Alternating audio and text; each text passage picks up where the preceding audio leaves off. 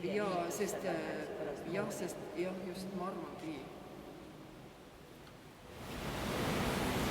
See on, et 17. septembrist me oleme tegema hakanud ja see siin on 27. september, aastanumber on 79. Ja kooli ajal, see kõik toimus kooli ajal. Või oli tegelikult see niiviisi, et nemad juba sebisid siin. Ma vaatasin oma sellest, et esimesed need venelastega kokkupuuded ja selle altari kokkupuuded olid see, kui tehti neid infrapuna-uuringuid Kadriorus. Kui need asjad olid, veeti mingeid nii-öelda tükke nendest asjadele, sellest altarist, veeti Kadriorgu, ehitati seal siuke, ma mäletan, et see oli midagi suurti musta ja ühesõnaga, kuidas siis UV-ga vaadati infrapunaga. Mulle tundubki, et sest ma tean, et me läksime, jube pime oli juba sisse juhatuseks, kui me sinna läksime, muuseum oli ametlikult kinni pandud, kõik need uksed, aknad, ühesõnaga, need kaeti ära ja siis kui nad seal sebima hakkasid, sest need mingid jubedad kastid nii-öelda, need nad vedasid ju kõik kaasa. See fotograaf käis ju tollel ajal, ma ütleks, et kusjuures ma isegi ei tea, kas nad rongiga sõitsid või ühesõnaga, et umbes 4 meest pidid tassima need tohutu see nii-öelda kaadervärk, mis nad ju kaasa vedasid kogu aeg. No ja see aparatuur infrapunana, see jutt oli siis neil kaasa. Ja see UV ka, need lambid ja asjad ka kõik ja kõik need statiivid, mis seal tookord üle, ma mõtlen, et see oli küll nii, et silmad läksid, et mul on isegi mingised niisugused õrnad mälestused sellest, et lihtsalt jah, et kui ma tean, et oli pime ja ma tõesti esimest korda elus nägin, et ütleme nii, oli muljetavalt. Aga näiteks see kogu see uurimise osa, et tegelikult ka, et meieni ei ole jõudnud nagu peale nende metsikute mappide, mis on koostatud, seal on lihtsalt mainitud, et tehti uuringud, et tuvastati see pigment, aga ma olen kindel, et neil on väga palju põhjalikumad dokumentatsioonid ka see, et mis tüüpi uuring tehti, kust need proovid võeti, eks ju seda midagi ei ole, samamoodi ei ole infrapuna, samamoodi ei ole röntgenit. Ma arvan, et kõik need nii-öelda originaal, nii-öelda see kõik on Venemaal. Et selle nad läksid ja viisid kaasa ja ma kahtlustangi, et tänu sellele ja ma olen ju kuulnud ja aru saanud, et see on üsna paljude meie objektide probleem, et kui venelased on teinud, et tegelikult on ju otsad vees, et nad on ju läinud koos selle, nad ei ole ju tagasi andnud või meile üle andnud tegelikult seda informatsiooni, aga üldse, et neil oleks kombeks olnud nii nagu meie, et praegu, et võtame mingi killukese nii-öelda proovi võtame, eks ole, ja asi on selle koha paigale, et ikka nagu liiguti asjadega kogu aeg. Et mulle tuleb meelde ka seal Venemaal nii-öelda seal Belozerskis, et seal ka ikka võeti nagu asjad kaasa, asjadega käidi järgmine kord, toodi need tagasi ja olid ka mingid tulemused. Nii nagu see asi siin tegelikult oli, see lihtsalt käiski niiviisi ja ütleme selle peale, et ma ütlen täiesti julgelt julgen öelda, et me võime olla tänulikud ja peame olema tänulikud, et meil on need asjad enam-vähem kõik olemas. Et need asjad kuhugi tee peale ei jäänud nii-öelda ups, sest ma arvan, et te kõik teate, kui palju meie asju on ka läinud ups. Aga teie tegutsesite ikkagi ainult siin, eks ju, et Venemaal... Meie ei käinud Venemaal selle asju tegemas ja tegelikult nemad ju ka enamus või üsna palju asju tehti siin, aga ma mäletan küll, et jah, mingeid asju pakiti ja mingeid asju veeti, et sellest vist oli ka see, et mingid asjad jäid. Aga kus see reaalne restaureerimine üldse toimus, et kuidas see tööd? Reaalne restaureerimine toimus tollel ajal Olevistest seal, kus altar oligi. Altar toodi ühitab siia. Aga siis oli seal loodud teile kohe niisugune korralik restaureerimistöökoda? See oli siis niiviisi, et ta ju alguses vist oli et ta oli alguses seal ja siis oli Oleviste üldse kinni, ma ei mäleta, mis see põhjus oli. Nii et me olime selles suures Oleviste saalis, seal olid need lauad ja seal peal siis tegime. Aga niimoodi, et te tegite, olid sina, Alar, kas Bregman ise oli kõrval? Tähendab, see oligi sellel ajal, kui nii-öelda venelased siin olid. Aga temal oli oma, sest teda ma mäletan reedajutust, et Bregmanil olid mingid oma poisid 3 tükki. Jah, üks oli Jablokov ja teistega on nii, et Jablokovil oli eesnimi ka kindlasti ja ma ei mäleta. Tõenäoliselt. Jah, vist oli. Ja oli veel, siis oli neil üks fotograaf, keda ma ka, kelle nime ma absoluutselt meenutada ei suuda. Nägu küll on tegelikult nii, et nägu on ikka veel silma ees, aga nime ma ei suuda meenutada. Aga umbes nad olid nagu ikka kuid kestvad perioodid, kus läksite nagu iga hommik tööle, eks ju, Olevistesse loodega tegelema või nädalaid? See oli niisugune paar nädalat ikka. mitte pikem, jah, kuskil paar nädalat, sest see oli sügis, nii-öelda, jah, paar nädalat. Aga siis oli nagu niimoodi, et sa nagu Teekmann ikka palju ta teeb näiteks neid metoodilisi valikuid või ka eetilisi valikuid, et palju ta teid sellesse kaasas või sellesse otsustusprotsessi või seletas, et mida te teete, miks te teete?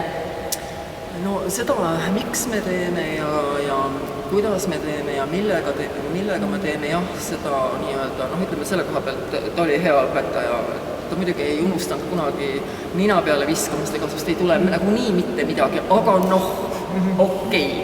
Jah, sest tal oli isiklik arvamus, nagu ma sain aru, et Reet siin juba ütles, eks ole, ta arvas, et noh, naised ei sobi restauraatoriteks, sest et neil on lapsed kodu ja 98 muud asja. Ta ikka tegi ise ka, kusjuures noh, esimesed need nii-öelda õpetused oligi see, et ta täiesti nii-öelda praktiliselt ta näitas sulle ette, kuidas sa pead hoidma, eks ole.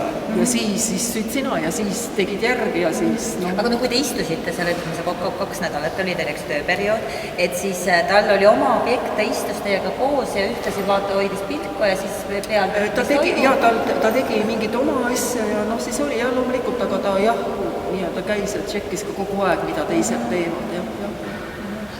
Aga teie, eks restaureerisite ikkagi ainult skulptuure? Ei, meid tegelikult, kui ma sulle ausalt, no vot see on jälle, ega ma ei mäletanud, aga kui ma oma targaklade lahti võtsin, siis ma vaatasin, et ikka ainult baldahiinid ja alused, ega meid ikka rohkemaks ei lubatud. Et neid me kinnitasime, neid me puhastasime, noh, nii-öelda nii, nagu see metoodika tollel ajal siis oli. Et siis oligi nii, et tegelikult, noh, tõesti, et neid väga põhjalikult pildistati ja nii-öelda, ma arvan, et täiesti mingisugune pihutäis inimesi, kes tegeles nende jooniste ja skeemide tegemistega. Aga see toimus samal ajal, kui teie olite? Jaa, siin... Kirik oli rahvast täis, palju seal oli? Ei, kirik ei olnud rahvast täis, noh, meid oligi mingisugune 6-7, tähendab nii, nagu neid tavaliselt siis oli, kas 3 või 4 sõltuvalt siis hetkest, eks ole, ja siis noh, meie poolt nii palju, kui just parajasti oli. Kõne ollagi, et mul võis olla oma kaameraga, et ma oleks võinud seal nagu pilti teha või pildistada. Aga see näiteks kogu seda graafilist poolt, et noh, et need tehti fotode pealt, no tead, kuidas nii nagu vanasti tehti. Jah, kalvaga aegi läbi. Aga see fotogrammeetria, noh, mis selle tegemise eesmärk oli? Sinna peale ei tehtud mingit graafilisi kaardistusi? Ei, no vaata, tegelikult need olid ju see, et noh, lihtsalt tehti need ära ja sinna märgiti kõik, nii-öelda märgiti kõik. No jah. Pealmised kahjustajad, nii-öelda sisemised kahjustajad, värvid, neid oli ju kümneid, tähendab ühe asja, neid oli kümneid. Aga seda teie ei teinud? Et oma töös, et muidu nagu loogiline mõte on ju see, et sul on nagu käes ja see, noh, sellel hetkel, kui sa restaureerid, sa ju kogu aeg märgid asju üles, aga seda ei, neid ei antud meile üldse kätte, sest noh, mine tea, äkki tähendab, ega nad, ütleme nüüd ausalt, eks nad ikka veidi kahtlusid meid ka kogu. Tead, aga need ju korjati iga kord kaasa, et noh, tegelikult ongi, et küsimus on, need peaksid olema ju täismahud, peaksid olema niiris kõik olema. Hoolimata sellest, et meil on nagu mingi siuke hunnik seda, aga et ma arvan, et sealt on ikka üsna riismed sellest, mis ongi tegelikult, ja, sest tegelikult need dokumentatsioonid, noh, ütleme, need on ikka kastid. Sellise asja puhul tähendab see, noh, ütleme, teades, missugune on üks korralik nii-öelda vene mõistes dokumentatsioon, ühe sõnaga ühele siuksele pingile kirjutad ka sellise. Just see, kuidas tegelikult kirjeldati, noh, see on ikka, jah. Aga noh, näiteks, et noh, puhastusmetoodika oli selles mõttes kultuuridel ja nendel noh, arhitektuursetel osadel oli ju sama. Põhimõtteliselt, noh, see oligi see, et kus oli vaja kinnitada, natukene oli ka mingit kinnitamist, põhimõtteliselt jah, aga noh, siin ma tean, et nii-öelda siin ongi see, et kui noh, nende nägude pealt, et noh, need olid tõesti nii, et seda nad tegid ise ja mõnikord oli nii, et kell oli 5 ja neid saadeti ära ja siis tuled järgmine päev vaadata, ahaa. See tehti nagu... No jah, ega ütleme, üsna siukest oli ka, aga noh, mõtlen, et sest noh jälle, et kui sa oled kuskil ära, siis sa tahad ju maksimaalselt seda aega kasutada, et noh, eks neil ka õhtud läksid ju pikaks, et noh, tühja passid palju. Aga siis teil oli kõik varustus ikkagi, teil olid mikroskoobid, asjad või te millise varustaga tollel ajal ei räägitud mikroskoopidest, sõbrad. Aruannetes on kõik tehti, kõik tööd on ainult mikroskoobi ajal, minu meelest aruannetes on seda ausa niimoodi rõhutatud. Ei, tegelikult ei olnud päris kõik. Et noh, ütleme niiviisi, et jah, et neil olid küll olid mõned nii-öelda jah, need nad ei olnud selles suhtes need tavalised mikroskoobid, vaid jah, olid siis ehitatud spetsiaalselt, eks ole, siis sai peale siis kõrgemale panna, läbi mille nad jah tegid, aga ei, päris kõik ei käinud seal vaatad.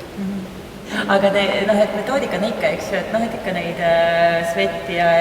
Jaa, Sveti ja Vaadvaja ka olid need põhilised need, peale selle Niir olid nad ju nagu kasutusse võtnud ja eks nad ju õigusid ka ennast ja selle Svetiga oli päris hea, ta töötas üsna hästi selle pindaktiivse puhastaja, nii et sellega oli päris hea puhastada ja sellega me seal tõesti sebisime nii-öelda, jah. Aga nüüd, vaata, ja siis see, et see oli asi, mida me, eks ju, et ma saan aru, et selle dimetüüliga käis ikkagi puhastamine. Põhimõte tollel ajal oligi, et nad panid tõesti neid kompresse ja nagu, et pehmendada seda pealmiskihti, et ütleme see... Aga neid kompresse tehti, siis see oli kirjas ka, või seda ma ei mäleta, et millega nad seda tegid, et mis see kompressi, see ei olnud, et toona ei olnud keele, ei olnud. Ei, see, jah, kas viljanerie või siis tehti lihtsalt filterpaber sellega märjaks, pandi peale, pandi kile peale, oli otsustatud, et on 5 minutit ekspositsioon, ütleme laias laastus, eks ole, siis tähendab 5 minutit, kus võeti ära ja vaadati, mis juhtus. Ja siis võis olla juhtunud erinevalt ühesõnaga, et pisteliselt olid jah, näiteks tükid väljas, selline asi võis juhtuda. Et muidugi tegelikult alati enne, kui nad nagu väga startisid sellega, tõesti, et prooviti ja tehti neid proove, aga eks ütleme nii, et... Aga kõik oli ikkagi lahuste puhastamine, eks ju, et siin eriti, ega siin ei olegi mehaanilist puhastamist?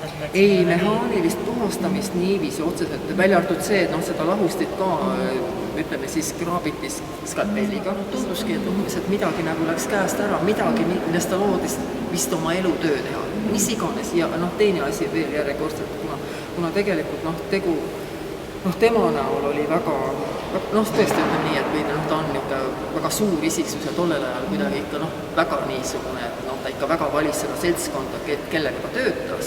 Ta tahtiski seda oma objektina, mina, eks me kõik vahetevahel veidi suuse hullusses, et küllap see lõi temas nagu kõvasti välja. Või vähemasti ta nägi üsna niisugune soliidne välja tollel ajal, et nagu 44 sündid ja 74 ütleme hakkas või 70 aastast oli 30. Mingi 36, 34-36. Noorem kui meie selles oli vasti.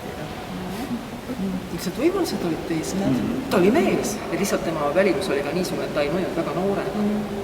Aga tüpaažina oli ta siuke... Pigem eurooplane. Et jah, ta võis olla väga sümpaatne, aga ta võis olla ka tõsiselt niuke kuulpähe. See ongi, et temast on hästi vastuolulised, kuidas inimesed tast räägivad, aga see sõltubki vist see oli tema tujust. Ta oli väga tujukas või ta on väga, ma ei tea, ma ei oska praegu öelda, sest ütleme vanusega inimesed ka muutuvad. Aga tollel ajal ka ta oli väga tujukas, nii et umbes, et iga kord pidid vaatama ja ütleme ka tõesti, et kui sul oli mingi probleem, et mõnikord oli targem minna mõne teise käest küsida, eks ole. Sest kui sa õiendada said, siis sa said õiendada nagunii, kas sellepärast, et sa ei küsinud tema käest, ei küsinud teise käest või sellepärast, et sa tulid ja tema käest küsid, et kui tal oli nagu paha tuju või mingi asi oli, sest ma nagu ei mäleta, et ma kohtusin küll Bregmaniga hiljem ka, aga need olid natuke teistsugused kohtumised.